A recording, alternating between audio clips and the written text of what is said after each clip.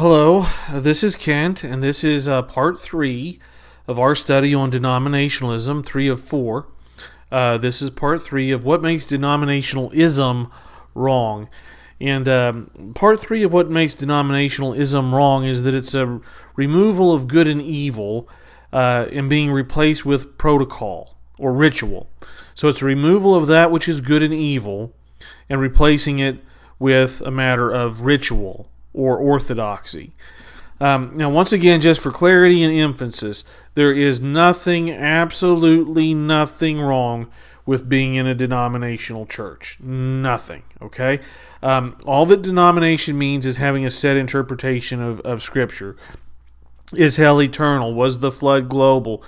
Should women be pastors? All of that sort of thing. If your church maintains a set interpretation for various passages relating to those topics and all other topics, then that's wonderful. Try to find a group of like-minded Christians and bloom where you're planted. If you're a Catholic, Methodist, Lutheran, whatever, just study the Word of God every day the best you can, love the Lord, and trust in your salvation. Praise God and amen. Now, what denominationalism is that it is a frame of mind or a belief system that particular denomination is correct, and based upon that correctness, that the denomination is saved, and all other denominations are wrong, not because they are evil, but because they're incorrect. Okay? So now then, the study today is entitled, it's the removal of good and evil and a replacement with ritual. Now then, it's ritual over relationship. Denominationalism, in order to exist, places ritual, what we've done in terms of becoming a Christian, above the relationship we have with Christ as a Christian. Okay, now I want to throw something out here, and again, this is just to make a point. Consider baptism, because baptism is a topic that the modern church has all but destroyed. Baptism, sprinkling versus immersion. Should you be dipped? If you do immerse in water, should you be immersed once, or should you be immersed 3 times, Father, Son, and Holy Ghost? Should you be immersed in the name of the Son, the Father, and the Holy Ghost, or should you be baptized only in the name of Jesus? So what we have, and everything that I just said covers about 7 different denominations. Sprinkling, the Lutherans and the Catholics sprinkle versus the immersion, which is Protestant practice, largely Protestant practice. Do you baptize dip one time? Do you dip 3 times? Do you dip in the name of the Father, Son, and the Holy Spirit, or do you dip in the name of Jesus only? That covers about 7 different denominations that will tear each other's throats out based on who's doing it right and who's doing it wrong. Or if you baptize at all. Because some are faith only. You just raise your hand, say, Jesus, I want in, confess the Lord as your Lord and Savior, and you're good. So some churches don't even have baptism. But here we go. The importance has been placed on how the person is being baptized far more than the baptism itself. And what does that mean as far as the death to self, the death, burial, and resurrection of the earth agenda in favor of a heaven agenda in Jesus Christ? Do you see that? Do you see how the ritual of baptism has been vaunted? And we've talked about that in earlier videos, how one portion is vaunted and another portion is suppressed. So what you have is the correctness of the ceremony is being vaunted, being elevated, and the importance of what's actually happening in the heart and soul of the individual is being thrown away, being discounted. Denomination, it's man's doctrines, and what happens is it demands that God will only forgive based on a certain protocol. That God is only going to so what happens is that denominationalism teaches that God will refuse to forgive sin unless you are approaching God in a very specific and stringent manner. and a very well-defined way of approaching God.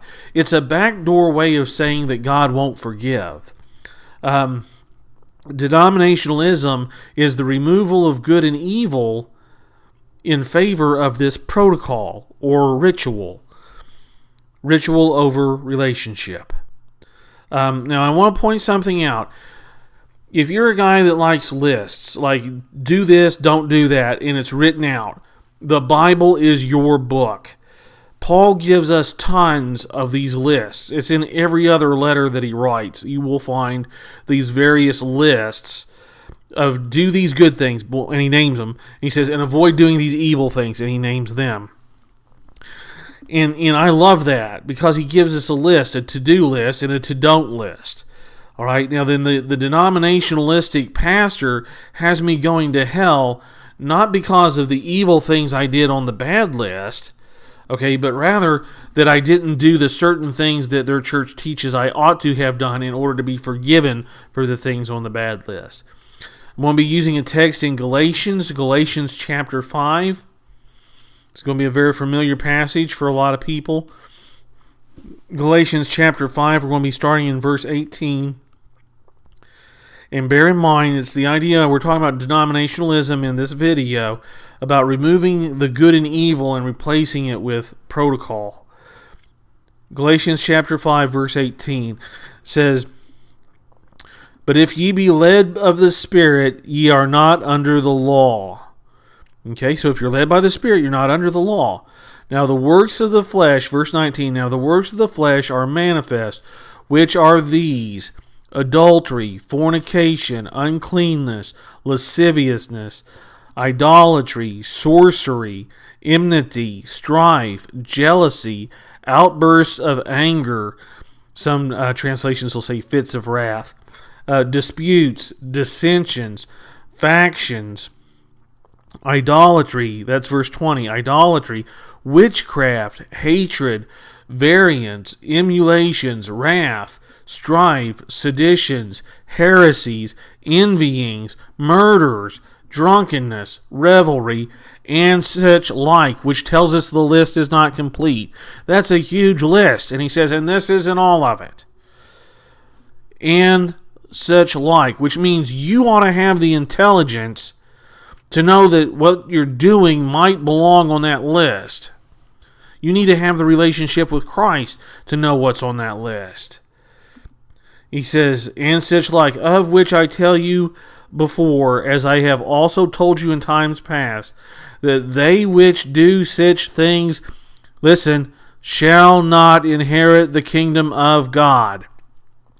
People that do this are not going to go to heaven. Okay, and the once saved, always saved, that's another sermon for another time, but friends, it just doesn't hold up. If you're doing the things on this list, you're not getting in the pearly gates. Now the problem is that all of us have done at least some of the things on this list. And for that we have forgiveness and grace in the Lord Jesus Christ. But we don't walk in them. Verse 22, but the fruit of the Spirit is love, joy, peace, long-suffering, gentleness, goodness, faith, meekness, temperance. Against such there is no law. And they that are Christ have crucified the flesh with the affections and lusts.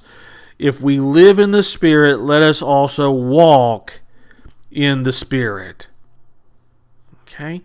Now, we were studying this in a home devotion. Just me and my family were studying this passage. And my older son, Blake, of my two sons, my older son, Blake, he made the observation. He's like, the goal is not to be constantly flipping to the list to see what's on it. The goal is to have a heart of Christ that is such that you know what's on the list. You know good and evil. You know darkness and light. Now, it's good to have the list as a learning tool. It's good to have the list as a go-by. But our hearts should be such and our lives should be such that we know whether or not we're walking in the light or walking in the dark, whether we're obeying the flesh or obeying the Spirit. whether we're transformed internally to the life of Christ by what we do. And there again, denominationalism is going to detract from the idea that what you do is important. What denominationalism will emphasize is it's what you think or believe or theorize. That's what's important to God. And that your actions are actually kind of irrelevant. They're mitigated. They're unimportant. Denominationalism will take away from the concept of right and wrong action and place the emphasis on adherence to ritual and church doctrine. And my friends, that is what makes denominationalism so dangerous and so bad. Now listen, friends, there again, it doesn't matter which church you're in. It really doesn't. It really doesn't. Read Galatians again and ask yourself, where is your heart at?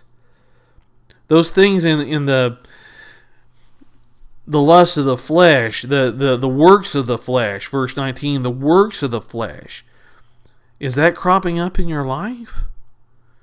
And if the answer to that is yes, then you need to pray for Jesus to help you, to deliver you out of the works of the flesh, and to help you to walk in the fruit of the Spirit. It's not that hard. It's not that hard, folks. It doesn't matter if you're a Methodist, a Lutheran, a Catholic, a Pentecostal, whatever. Fill in the Presbyterian, Episcopalian. Fill in the denomination of your choice. You know whether or not your home is a tranquil home or a hostile home. If it's a hostile home, why is it? Okay. If it's a tranquil home, it's because it's built on the truth of the Lord Jesus Christ. Listen, this is just an example. This is the 3 of 4. This is our third study of what makes denominationalism so dangerous.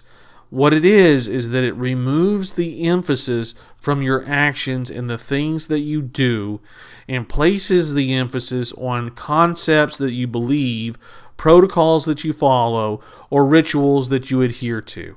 That is so bogus. It is about your particular walk with Jesus Christ and allowing Him to be the Lord of your life and allowing Him to be the basis upon which your decisions are made and based upon those decisions, which actions you take. I hope this study has been encouraging, uplifting, and beneficial. I hope that your walk with Christ is going well. I wish you the very, very best from the bottom of my heart. Be blessed, and God bless you, and God keep you. And don't let anyone discourage you. God loves you.